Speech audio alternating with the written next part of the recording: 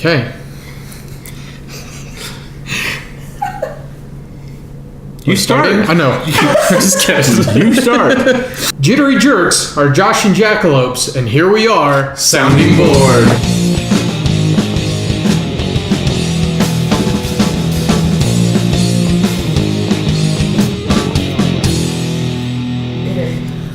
Welcome to a very special episode. I'm Kyle. And I'm Cameron. I'm not the reason why this episode is special. We're doing it is because he's the jerk. We're doing our top 10 jerkiest games. So, how do we want to define that?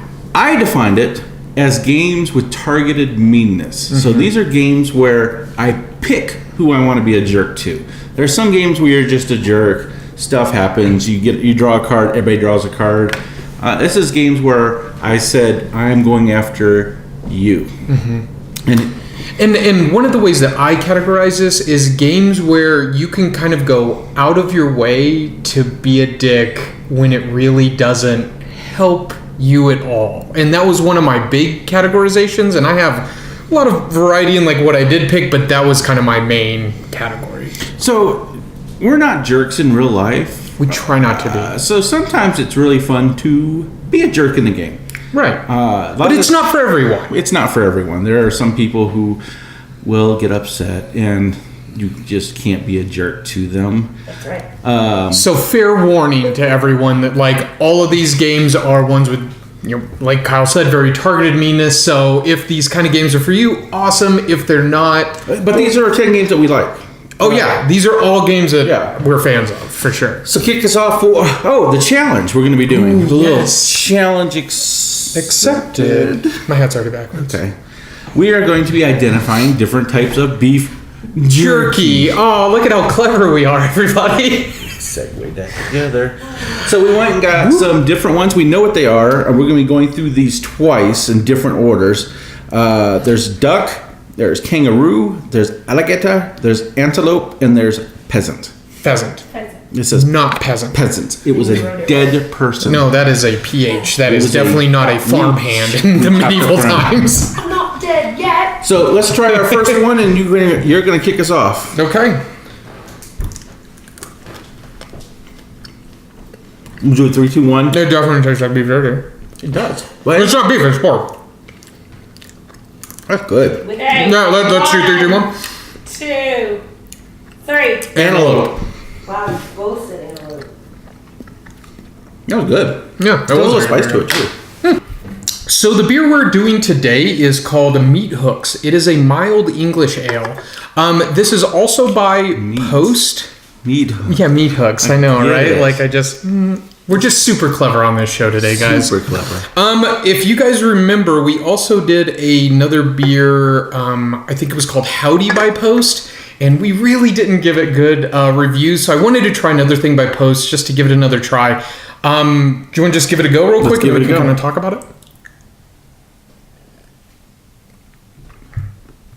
I like it. It's darker. Does that make sense? Like it's a darker. It's definitely more malty. Malty. Got a lot of grain, like nut flavors. It's a super like creamy kind of body, chill aftertaste. Like I just get like a little tinge of sweet, but that's it. It is called a mild ale. Guess what it is? Mild. It's a mild like English this brown one. ale. So yeah, if you kind of dig that, definitely checking this out. So our first game, we're going to be doing Dragon and Flagon. Now this is a Stronghold release made by the Engelstein family. So Jeff Engelstein, who you may know, who designed Space Cadets and Survived Space Attack. You may know him from there. So he designed this with his family.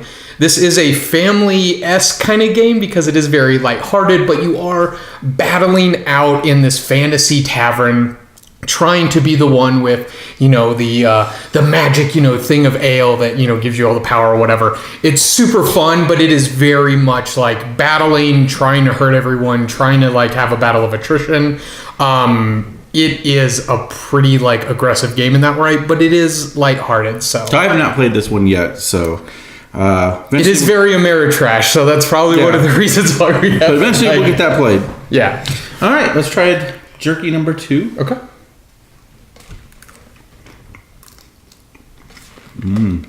That's a pretty good one.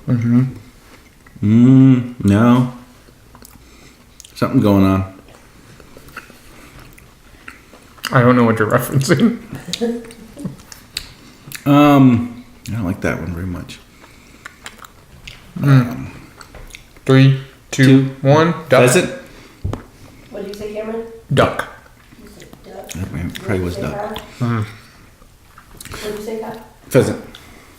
So my first game is from Cheap Ass Games. Unexploded Cow. We don't know if you've ever seen this one. Or even heard of it. Even heard of it, but it is so much fun. It's pretty fun. You got these cows, they got bombs in them. You roll some dice, and the cows blow up, and you get points for them blowing up. The cool thing is, it's a take that game. You can give other people cows, you can give them spy cows, you can give them negative cows, and they got to Steal stuff from them. You can steal them. The whole game can shift cards around and around. So much fun, and it plays 2 to 6. So it's got a nice player count. Plays about 30 minutes. It's also got a controlled economy where the money in the game is it. So it just moves around from player to player. So so you start at like 10,000 and then like you basically, I mean, you get that the whole time. So you got to manage your stuff pretty well. And it's just money's just flying around and blowing stuff up. And so much fun. It's silly. It's silly fun. Super silly. All right, let's try number 3.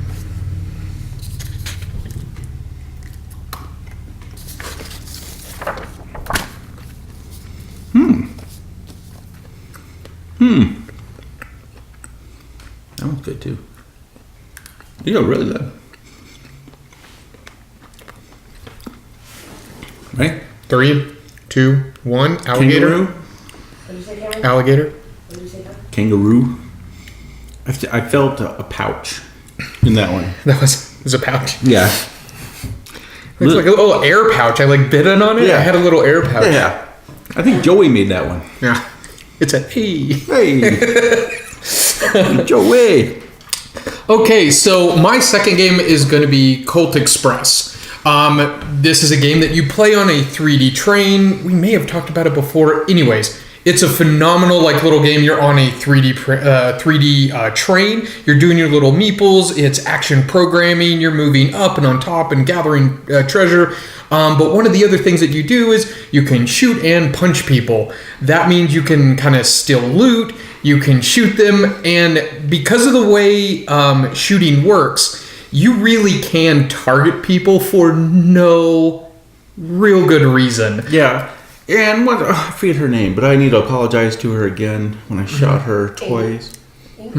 Abigail. Abigail. Oh, yeah. Yeah, so You kept shooting Abigail. her. I apologize for that twice. That's why it's a dick game, everybody.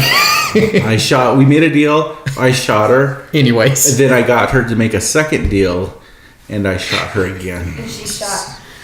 Her husband. Flip, yeah. Yeah. So, it's a jerky game. It is a very jerky Especially game. with Kyle. All right. You got more? No, that's it. Who did it? Asmodee. Christoph Rimbault designed it. Oh, I do not like this one. Oh. That's not good. That has a real tinny. Okay. 3, 2, 1. Alligator. Kangaroo. What'd you say? You did kangaroo. Kangaroo's good. Yeah. God, you might be right. Yeah, I got like a little saltiness to it. Yeah. Anyways, go. My next one is Lords of Vegas. My favorite Ameritrash game. You're in Vegas. It's chunking dice, building casinos, taking over people's casinos.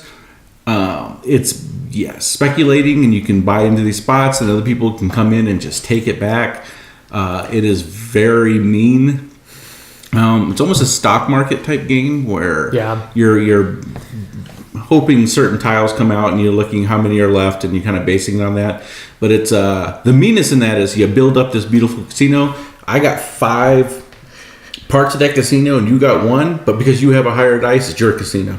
It's rough. Yeah, the area control in this is unforgiving Yes. at times, which makes it very, very definitely cutthroat. So I think Yes. this is a good decision. It's Great game, though. Great game. Great game. Love But it. James Ernest and Mike Schleckinger. Well, I will mispronounce. I apologize, Mike. 2 to 4 players plays in about an hour. So I mean, it probably is more than an more hour. game. Yeah. With setup, maybe Yeah. teaching teardown. I'd say probably an hour and a half. And with the expansion, you can get to 6, and it's really fun 6. Okay. Really Yeah, cool. because the more conflict you have over the area, the more the game kind of spices up. Definitely increases its stickiness, though. So much. All right, let's try number 5.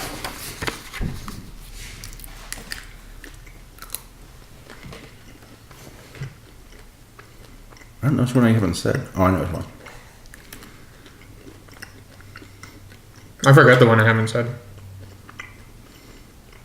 You can say it's a different one. You don't have to do 5 different. It is fuck different. No, Yeah, but you don't have to do. You can guess alligator for 2 of them, is what he's saying. Okay. 3, 2, 1. Antelope. Pheasant. Antelope. Pheasant. I think it's pronounced peasant.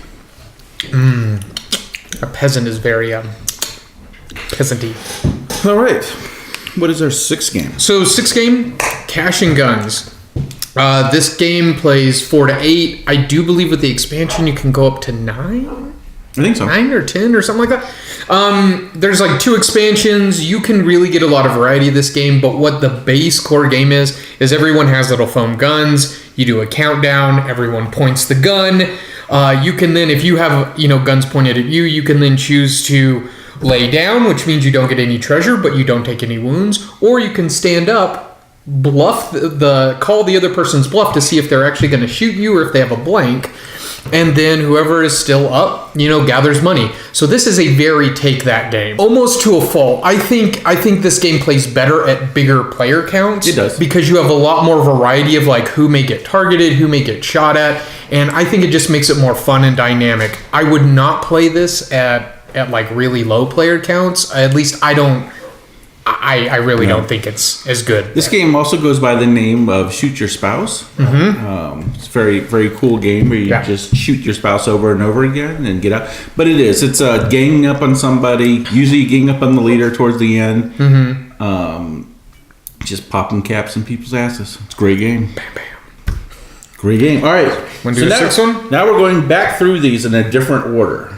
So we have a chance to redeem ourselves. Or If just it- still fail.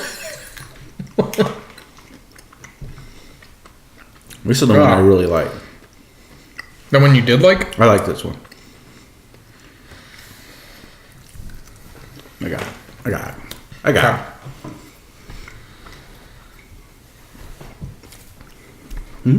Kangaroo? Yeah.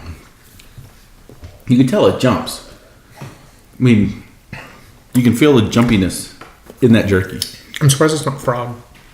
My next game is a big, massive Big old game.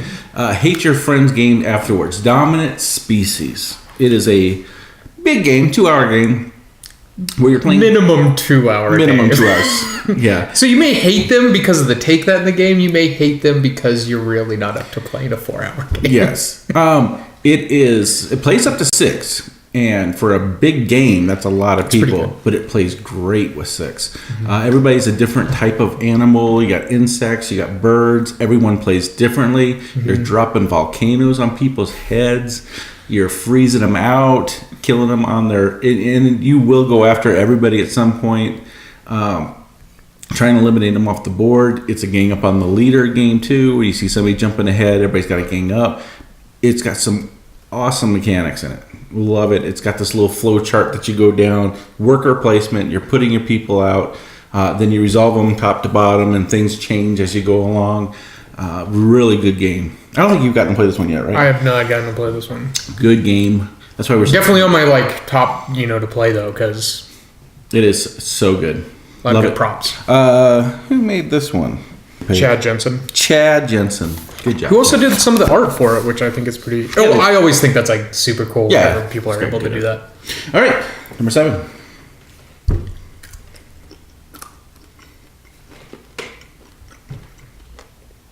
That's a good one. I'm never gonna know. We didn't say, but the loser's going to eat the rest in a smoothie. I'm blowing them up with some cheap beer and Ready? turn them down. 3, 2, 1. Antelope. Antelope. You just wait until I say it. No, I'm just Yeah. Okay, so next game I will be talking about is Portal, the uncooperative board game. So this is obviously based on the video game Portal, Which is cooperative. which is cooperative. This one very much not so. You're just trying to kill the clones of like your enemy and essentially just like get rid of all their cake, and cake is like life. If you know Portal, it's very thematic. It's very appropriate for the game. I think a lot of people who didn't play the board game really didn't get enough of the thematic elements to pull them into the game. I don't think the game in and of itself is enough for people. It's like if you played the computer game and you like kind of these kind of take that Yeah. board games, then it fits very well. And I played the video game. We played it, Tina and I, and we were horrible at it. It's a pretty tough game. It was fun, and I love the sarcasm. Does the humor come through? Absolutely. And actually in the rule book there's a lot of like little text. little flavor text and like, you know, So this one will good be stuff. played soon because we're going to be doing an episode on this kind of stuff later. that is very true. So we'll get a good review of this one. Deeper one for sure. Number 3.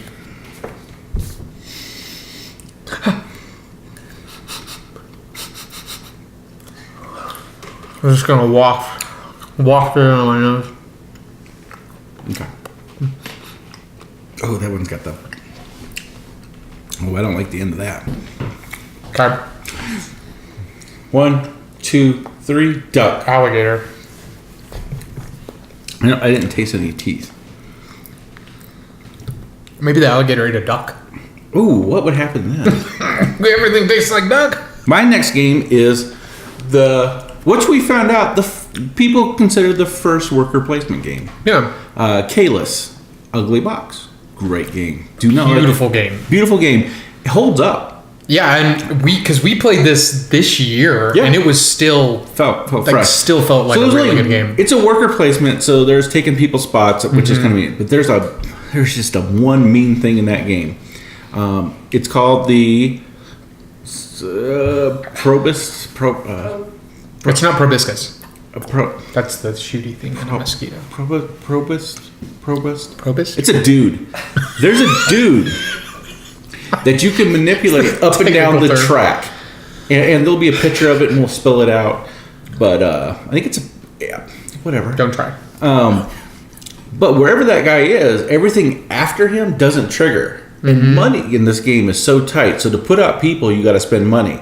So there's a good chance some of your stuff isn't going to go off. Right. Especially when 2 of the players are working against one of the players. You Right. can move that thing 6 times, and you can only move it yourself back 3. Provost, Utah. Oh, good. Is that right? No, I don't know. Is that what it's named after? But that little piece in that game, which is not a lot of euros, that's a very It's more Ameritrash. it's very trusty because you do all this work, you get everything set up, and somebody puts them back, spends money. It's not easy to do. It's not free. No, because money's pretty like tight in this game, but you can straight up shut someone's turn completely down with like $5. Yep. Like in game, which I think is like pretty huge, and not a lot of games, especially Euro games, Yeah. bring that level of like fuck your planning. But it is a great, beautiful, looks great. That box. Box sucks, but Even they redid the box. But every Euro. That's very true. Getting better. Love this one. He's played it. Thumbs up Great- for me too. Great one. Yeah. All right, number 9. Okay. There's a little pigtail on it. Oh, that's There's nice. a little pork tail. I don't taste anything.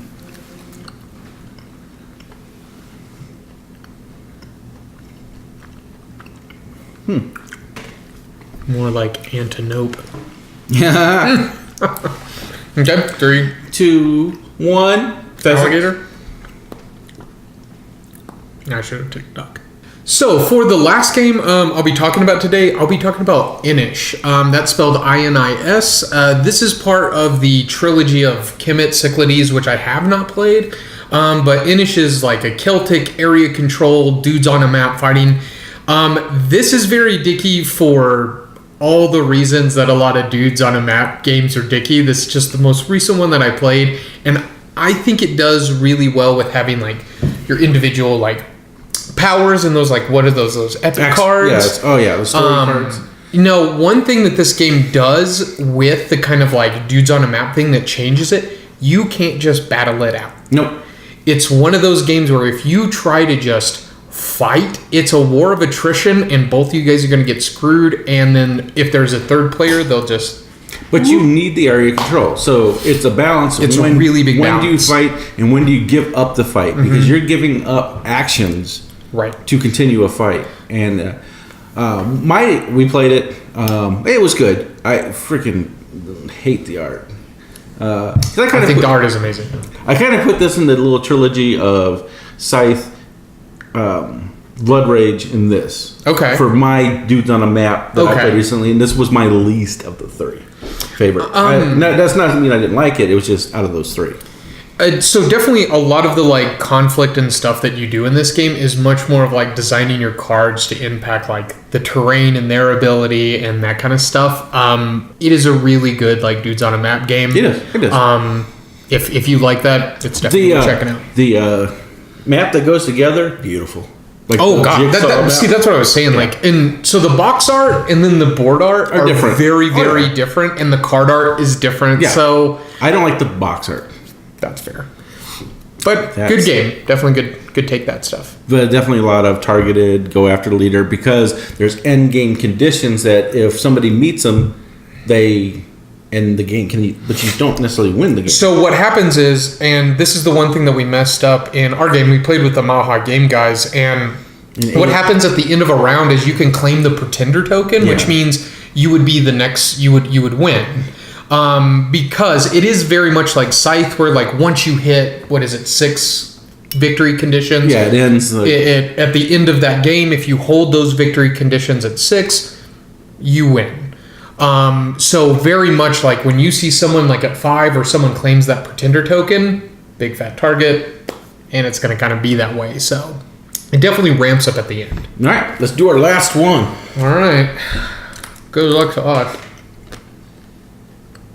I do not like this one. It's got to be the same one right in the last one.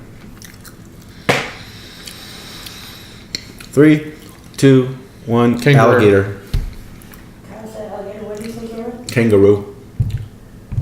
Oh, yeah, I don't know something like While Steve's telling the score, let's talk about number 1. No.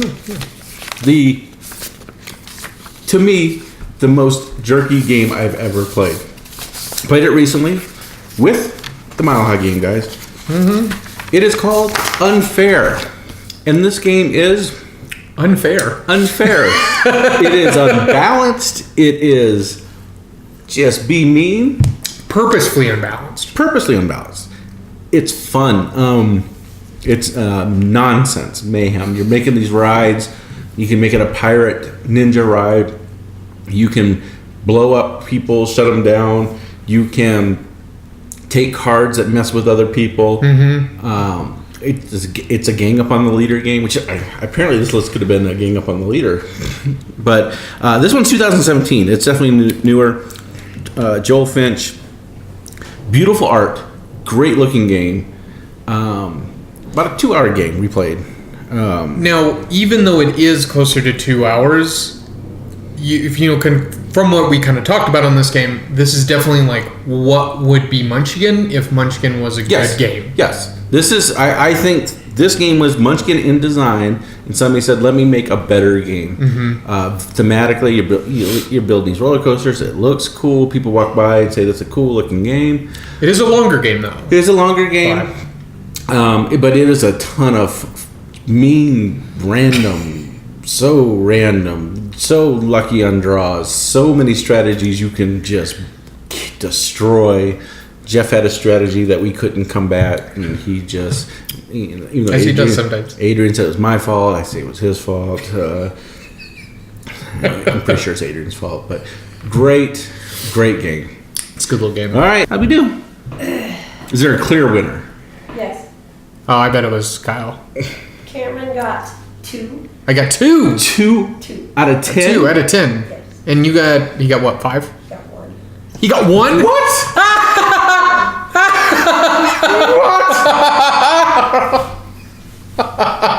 Yes, sir. Oh no! How? I felt good. I thought maybe I hit perfect. Well, in the last round, Cameron said kangaroo, antelope, alligator, kangaroo. Did that get me You some? got 0 in the last round. Oh. I got the last one, the very last one correct. Oh my god.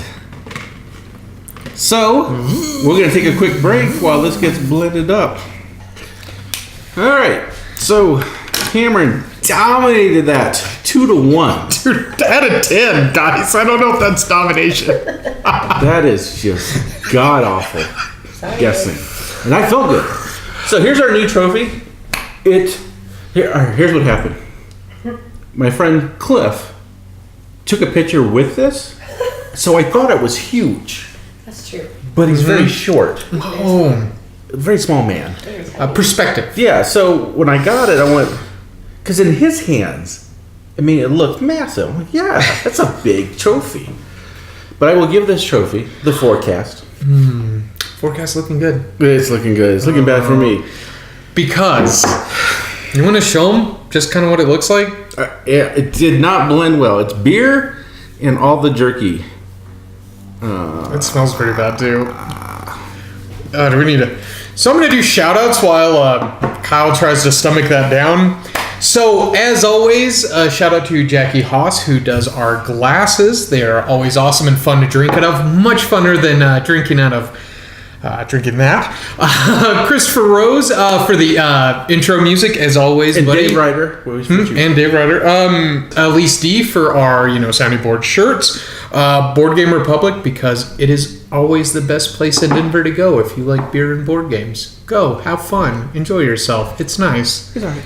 And, Mile High Game Guys. It's always fun hanging out with those dudes on Wednesday, playing some games and hanging out. I also want to give a shout out to Heavy Cardboard. Edward took a big step this week, and he's doing it full time, and that's the dream, bro. Whoa, so congrats to him. This is for you. Cheers.